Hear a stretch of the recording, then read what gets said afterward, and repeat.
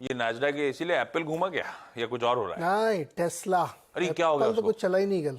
ये कहानी आईफोन 15 का कोई इंतजार नहीं कर रहा है इस बार? इंतजार कर रहे हैं, लेकिन वो चाइना ने मूड बिगाड़ रखा है ना। इनका मूड तो हालांकि मॉर्गन स्टैनली इस पे और बेट है, 215 का टारगेट दे रहे हैं। तो एक स्टॉक ने समीकरण बदल दिए नैस्डैक के। सिर्फ टेस्ला ने। क्या हुआ टेस्ला में? नॉट ओनली टेस्ला, S&P 500 के भी, क्योंकि वेटेज भी सब जगह आता है ना। कल एक्चुअली थोड़ा सा एक उसमें देखिए, डॉलर इंडेक्स भी 104.6 के आसपास है, लेकिन थोड़ा सा नरम पड़ा बॉन्ड ले। लेकिन असली कहानी कल टेस्ला और एप्पल की थी। टेस्ला में क्या हुआ, कल एक बहुत बड़ा अपग्रेड आया है मॉर्गन स्टैनली की तरफ से।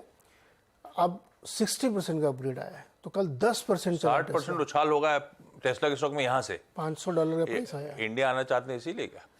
नहीं, उन्होंने एक सुपर कंप्यूटर बना रखा है डोजो करके। हाँ। तो पूछ रही है कौन सी कंपनी है, कार वाली है कि कंप्यूटर वाली है। आपको याद होगा कुछ दिन पहले एलन मस्क जो है खूब सारे अपने वो कंप्यूटर के ट्वीट डालते थे, ये वाला खरीदोगे, ये वाला खरीदोगे। एक सुपर कंप्यूटर भी उन्होंने बनाया है, उसकी वजह से अपग्रेड आया। 60% का अपग्रेड है, स्टॉक 10% चला है कल।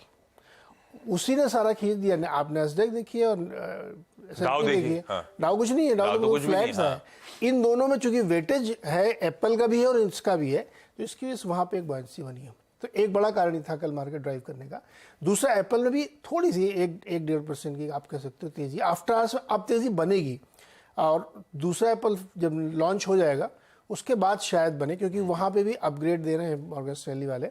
लेकिन एक बड़ा कंसर्न ये है कि अगर 95% प्रोडक्शन आज भी अगर चाइना में होता और वहाँ पे अगर इस तरीके की सिचुएशन बन रही है, तो सवाल तो ज़रूर खड़े हो रहे हैं।